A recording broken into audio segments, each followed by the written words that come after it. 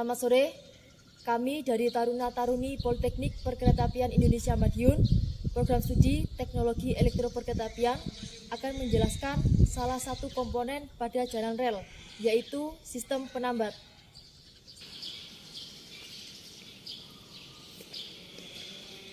Izin memperkenalkan diri, Taruni Muda Dia Pradita Rahmawati, NIT 2120132. Izin memperkenalkan diri, nama Taruni Muda Anissa Jina Nabila, NIT 2120062. Izin memperkenalkan diri, nama Taruna Muda Disyarta Ramadian, NIT 2120201. Izin memperkenalkan diri, nama Taruna Muda Kristianto Bronos Tumorang, NIT 2120241. Pada kesempatan kali ini, saya dan kelompok saya akan membahas tentang penambat. Nah, apa itu penambat? Mari kita bahas. Penambat merupakan suatu komponen yang menambatkan rel pada bantalan sedemikian rupa sehingga kedudukan rel adalah tetap, kokoh, dan tidak bergeser.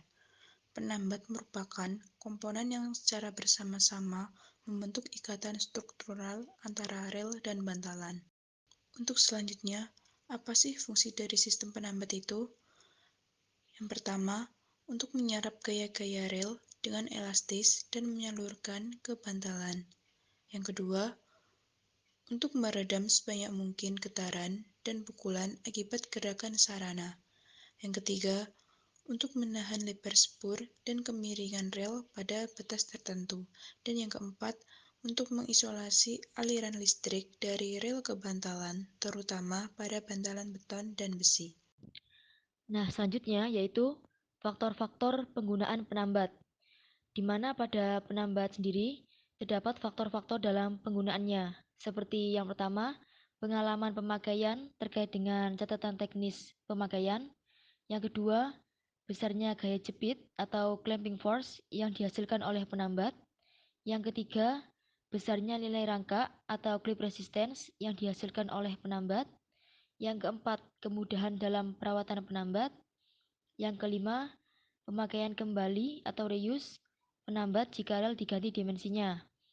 Di sini artinya, pembongkaran dan pemasangan kembali penambat dapat dilakukan tanpa merusak struktur penambat tersebut. Yang keenam, umur penambat. Dan yang ketujuh yaitu harga penambat. Nah, selain itu, masih terdapat faktor-faktor lain yang sifatnya sebagai pertimbangan lain atau tidak dominan. Selanjutnya, persyaratan teknis penambat. Yang pertama, gaya jepit harus kuat untuk menjamin gaya tahan rel pada bantalan lebih besar daripada gaya tahan rangka bantalan pada stabilitas dasar balas. Yang kedua, gaya jepit penambat dapat bertahan lama meskipun alat jepit tidak dapat dihindarkan dari adanya kelonggaran dan keausan pada pelat andas maupun angker akibat dari menahan getaran yang berterusan. Yang ketiga, frekuensi getaran alami atau natural frekuensi. Penambat pada dasarnya harus lebih besar dari frekuensi getaran alami rel, supaya dapat mencegah setiap kehilangan kontak antara penambat dengan rel selama lalu lintas melalui jalan rel. Yang terakhir adalah bahan material penambat harus mempunyai kualitas yang baik agar dapat mempertahankan kekenyalan penambat dalam jangka. Persyaratan teknis penambat selanjutnya adalah teknologi pemasangan rel dan penambat sebaiknya dilakukan secara cepat, baik secara mekanik, sederhana maupun manual. Penyetelan penambat sebaiknya dilakukan secara cepat dan mudah, serta diusahakan dapat dilakukan oleh petugas selain teknisi. Penambat cukup mampu dan kuat sebagai penggabungan susunan isolasi listrik dan mudah diganti bila rusak.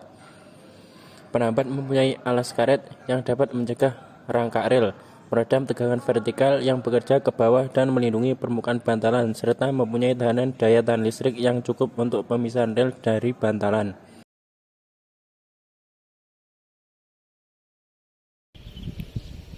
Ada beberapa macam penambat yang terdapat pada rel di PPI Madiun. Yang pertama adalah contoh penambat kaku, yaitu mur dan baut. Selanjutnya saya tunjukkan penambat mur dan baut.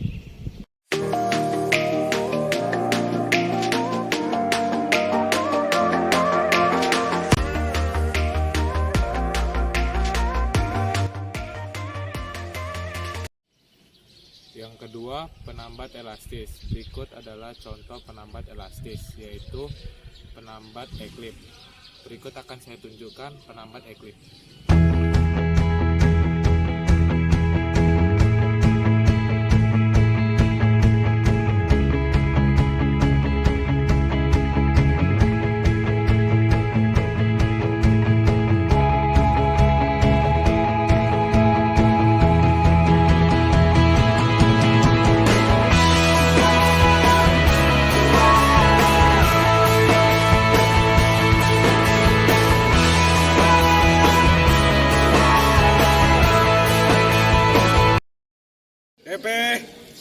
Singkasut, pancal-pancal, semangatmu.